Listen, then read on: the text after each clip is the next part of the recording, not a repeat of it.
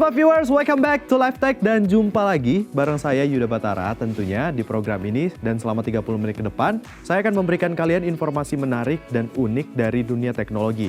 Dan tanpa berlama-lama lagi, langsung saja kita simak informasinya. Yang pertama datang dari NASA. NASA sudah mulai merakit roket SLS atau Space Launch System yang nantinya akan membawa astronot mendarat di bulan. Dan misi kembali ke bulan ini terakhir kali dilakukan pada tahun 1970-an dan ditargetkan digelar pada tahun 2024 atau 4 tahun dari sekarang. Dan persiapannya sudah sangat intens. Dan bagaimana cuplikannya? Simak informasinya berikut ini.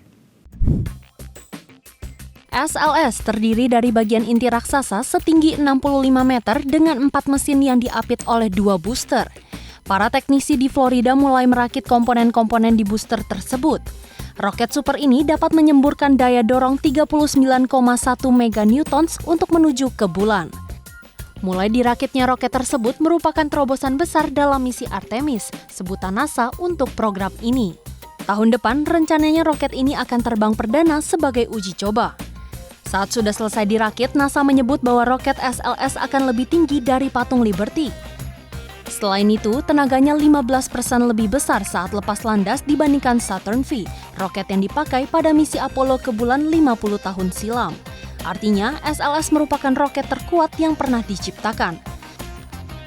Roket SLS akan membawa kapsul Orion yang berisi maksimal 4 astronot untuk menuju ke bulan.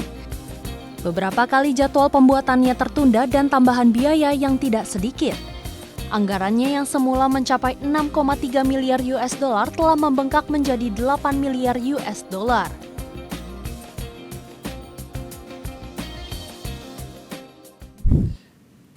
Tadi kita udah simak informasi dari negara Amerika, sekarang kita ke China, yaitu negara yang selalu bersaing karena China telah memecahkan rekornya dengan keberhasilan penyelaman kapal selam berawak ke dasar samudera terdalam. Dan penyelaman menggunakan kapal selam bernama Vendose ini dilakukan di Palung Mariana, yaitu palung laut terdalam di dunia. Kapal selam berawak baru Tiongkok, Vendose atau Striver, berhasil memecahkan rekor dan mencapai dasar Palung Mariana yang merupakan palung laut terdalam bumi. Kapal selam berwarna hijau dan putih ini bergerak turun ke dasar laut secara perlahan hingga akhirnya mendarat di dasar laut pada 10 November 2020 kemarin.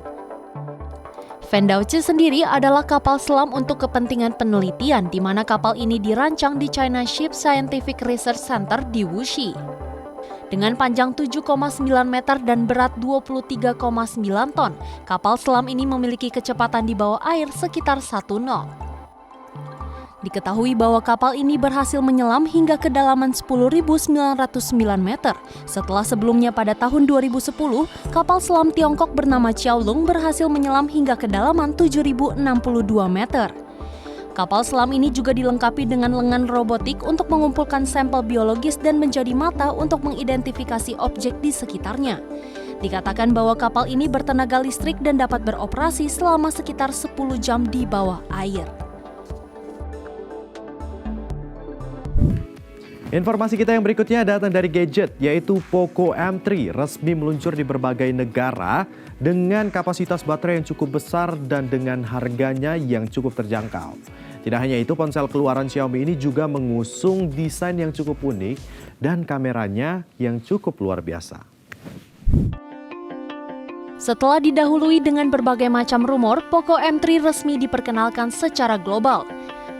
Ponsel ini hadir dengan keunggulannya yaitu kapasitas baterai jumbo sebesar 6.000 mAh. Dari bagian depan, Poco M3 terlihat mirip seperti ponsel pada umumnya dengan layar yang besar dan desain notch berbentuk tetesan air. Namun bagian belakang didominasi oleh modul kamera berbentuk persegi panjang yang menjadi rumah untuk 3 kamera belakangnya. Poco M3 memiliki 3 kamera belakang dengan konfigurasi kamera utama 48 megapiksel, lensa makro 2 megapiksel, dan depth sensor 2 megapiksel.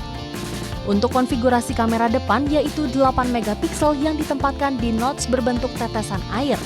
Fitur unggulan Poco M3 lainnya yaitu kapasitas baterai sebesar 6.000 mAh yang didukung dengan pengisian cepat 18 watt yang membuat ponsel ini dapat dijadikan powerbank dalam keadaan darurat. Ponsel dengan kode Xiaomi ini sudah lulus TKDN per 23 November 2020 yang artinya tidak lama lagi akan meluncur di Indonesia. Smart viewers, jangan beranjak terlebih dahulu karena sesaat lagi LiveTech akan kembali dengan seorang narasumber yang akan memberikan kalian informasi tentang face and voice recognition. Jangan kemana-mana, tetaplah bersama kami di LiveTech.